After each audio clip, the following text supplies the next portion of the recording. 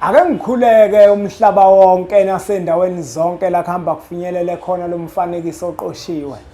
Uma kuuthi umusha kule channel ibizo lami ngumlekeleli umfokambanjwa, ukhathini, umagutshwa.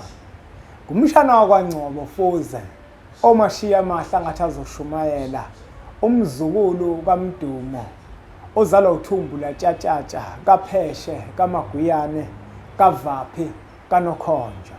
Amakhehla amakhulu-ke lawa bafowethu akomalume bami, kofuze fulele, la kwagqitshwa khona inkaba yami. Eyami inkaba yagqitshwa koMapholoba, yagqitshwa koNgcobo, yagqitshwa phe yakho. Kusuke kuyinkinga uma kuwukuthi inkaba yakho awuyazi ukuthi yagqitshwa kuphi. Unomuntu owumlanjwana ozalwa intombi kodwa inkaba yakhe yagqitshwa kubo. Baba wakhe wangenza lutho emva kwalokho. Kuyiphuthe elikhulu ukuthi ingane mayizalwa intombi bese kuthathwa inkaba yayo iyogqitshwa kubo. Phela uzokhumbula ukuthi ingane ezalwa intombi ingane kagogo nomkhulu. Kuyinto ebalekile kakhulu ukuthi inkaba yakho ibe sendaweni efanele. Abantu abaningi abazazi inkaba zabo ukuthi zagqitshwa kuphi. Uma ungayazi inkaba yakho ukuthi yagqitshwa kuphi, walahlekelwa isisekelo, walahlekelwa umsamo wakho, walahlekelwa insila yakho. Kubalekile-ke bafowethu nodadewethu ukuthi umuntu nomuntu azihluphe ukuthi uma inkaba yakhe igqitshwe lapho yena engasekelekanga khona, yini ekufanele ukuthi ayenze. Into efana naleyo kuyadinga ukuthi ilungiswe, iyadinga ukuthi ishwelezwe umsamo. Njengoba ngishilo ukuthi inkaba iwumsamo, inkaba isisekelo, inkaba iwukhiye kumuntu. Awukwazi ukuthi ungathi uzalwa intombi bese uthatha isisekelo sakho uyosigqiba ngaphansi kwesinye isisekelo. Kufanele ukuthi inkaba yakho igqitshwe ngaphansi kwesisekelo wena okusona. Uzokhumbula ukuthi uma abazali becacile beyindoda nomfazi, isisekelo sakho sisuke sikini ngoba abazali bakho baphelele. Ingakho inkaba yakho kufanele igqitshwe kini. Kodwa uma abazali bakho bengacacile, bengeyona indoda nomfazi, isisekelo sakho sikomalume bakho, nenkaba yakho ngokunjalo kufanele igqitshwe komalume bakho. Inkaba-ke bafowethu into enkulu kakhulu, noma ingagqitshwa kini ngesizathu sokuthi abazali bakho baphelele, kodwa inkaba yakho iyohlala izikhombisa ukuthi umlando wayo ukuphi, umsuka wayo ukuphi. Yingakho-ke bafowethu kubalulekile ukuthi uma uwumuntu uzalwa abazali abacacile, ungagcini ngokuthi uhlale kakhulu kini bese ukhohle komalume lakho, ngoba uzokhumbula ukuthi umama lona okuzalayo unenkaba umama wakho lelo kade udla ngayo, ekuyinkaba yakuphi na, yalapho ezalwa khona komalume bakho.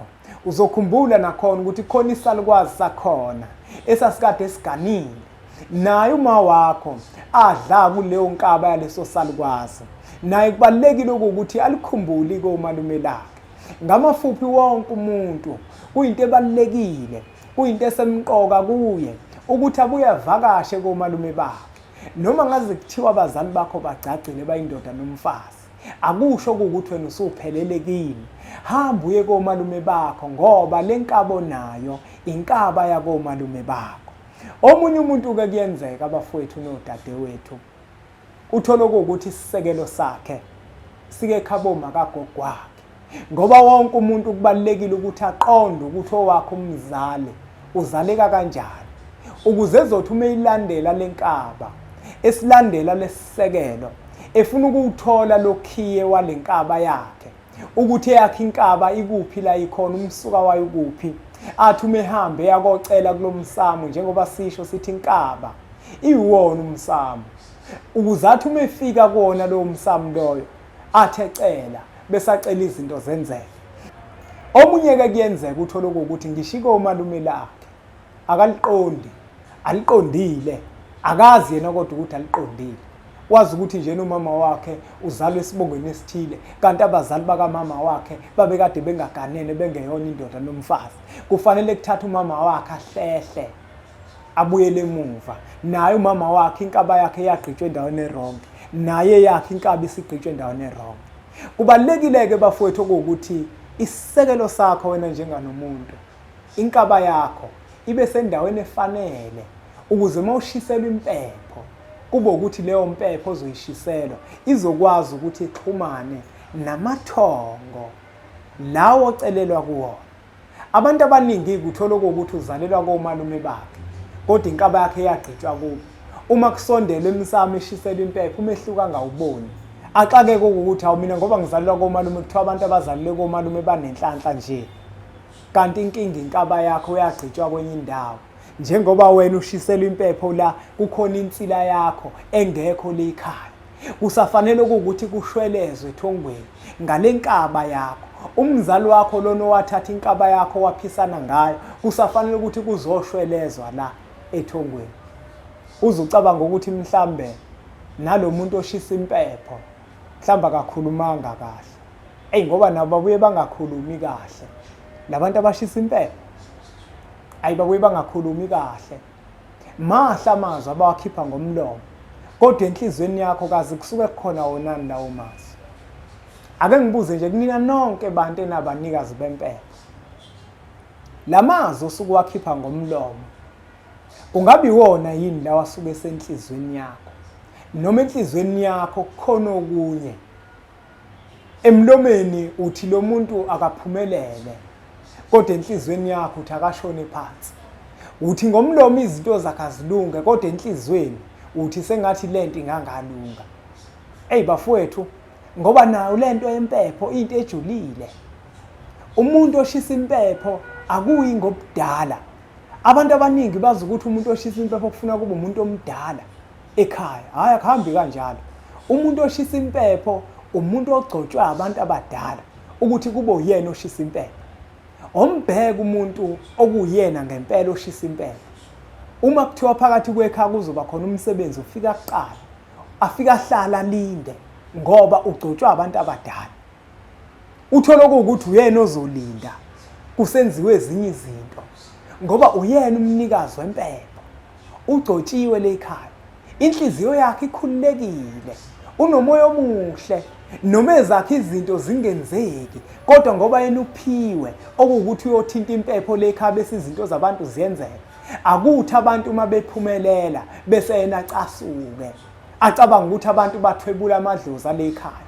Njengoba wena unikiwe impepho ugcotshiwe kuyona, vele uyisitebiso sokukotela bonke labantu. Kodwa uthola ukuthi enkathini namuhla umuntu oshisa impepho uyazazisa. Lo muntu loyo bafowethu akuyona yakhe impepho. Ufuna ukuncengwa. Uyalindwa. Etsheliwe ukuthi umsebenzi uzoqala ngo-4 afike ngo-8 ebusuku. Ingoba vele akuyona yakhe impepho. Ukube yakhe, ukuba ugcotshiwe abantu abadala ubezokwazi ukuthi ahloniphe.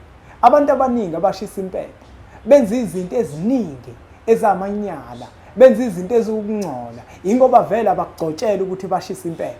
Baya ngokuthi bona badala. Noma beyishisile futhi umehluka ubonakala ngokwendlela zabo abazihambayo, ngokwezenzo zabo abazenzayo. Uyakhuluma umuntu emsamo uzothi hayi siyamcelela lo mntwana ukuthi into zakhe zikhanye kodwa enhlizweni yakhe uthi sengathi ngaba mnyama kakhulu kunakuqala. Unogcobo uma unjalo. Awugcotshiwe abantu abadala. Abakunikile abantu abadala impepho. Kodwa wena uthatha impepho ngoba naku ufuna ukuzocindezela. Asingayenzi leyo nto. Muso ukuqoqobala impepho ngoba naku ufuna ukuzocindezela abantu bomndeni. Ngoba naku wena ubona ukuthi wena umdala. Akuhambi kanjalo. Impepho bafowethu iyahlonishwa. Uma uwumuntu othinta impepho awuhambi uzibandakanya nako konke ukungcola. Awuhambi uzibandakanya nako konke ukunuka bese uyabuza oshisa le abantu impepho. Uyabacindezela uma wenza njalo. Uwenza konke lokho yingoba awukugcotshelwe ukuthi wena kufanele ushisa impepho. Ngoba manje uma uzokwenza konke ukungcola bese uyafika wena uzoshisa impepho. Uzothi uqala ukukhuluma abaphuma abantu abadala. Uma futhi ushisa impepho ithongo lingakuvumile lingakugcobile. Uthi uqala ukukhuluma bavele baziphumela abantu abadala. Ngoba ngeke bamlalela umuntu abangafuni ukumlalela. Abantu abadala balalela umuntu abafuna ukumlalela. Abantu abadala bafowethu babantu. Nina niyakhohlwa ukuthi abantu abadala babantu. Abantu abadala ngeke kuze kube ukuthi umuntu omdala le ekhaya uma kuwukuthi yena udla amankwebe evumeza uzoshisa impepho, eqiziko uzoshisa impepho, uthenga omahosha bese kuthiwa abantu abadala bangalalela lowo muntu, bazophuma bahambe. Umuntu onogcobo lwabantu abadala ukuthi angashisa impepho akusho ukuthi mhlawumbe kufuneka kube umuntu owathwasa. Akusho futhi ukuthi kufuneka kube umuntu onabantu abadala, cha. Kusuke kungasho ukuthi uma unabantu abadala sekufanele ushisa impepho kini, kodwa umuntu okuyena onogcobo lokushisa impepho, abantu abadala ibona bakwazi ukuthi bamqonde. Nami-ke kubalulekile ukuthi nibuze ukuthi kule ekhaya ubani kufanele ashisa impepho, ngoba impepho ayiyi ngobudala, kodwa impepho iya ngokuthi ubani abantu abadala abafuna ukuthi akhulume nabo, ubani abantu abadala abaziyo bona ukuthi bayafuna ukumlalela, bazokwazi ukumlalela bese bayenze leyo nto asuke yisho. Hayi bafowethu, asingawageqa amagula ngoba mhlambe kuyalumela lokho esikukhulumayo. Bafowethu ngiyacela phela nisubscribe la kwiMpunga Yesintu TV. Siwuthathe nomfanekiso oqoshiwe siwudlulisele kwabanye abantu ngoba nakubona uzoba usizo olukhulu. Uma usubscribe kulula kakhulu. Ngena ku YouTube bese uthi sign in. Faka i-email yakho ya Gmail, faka i-password, uzobe usukwazi ukusubscribe kwiMpunga Yesintu.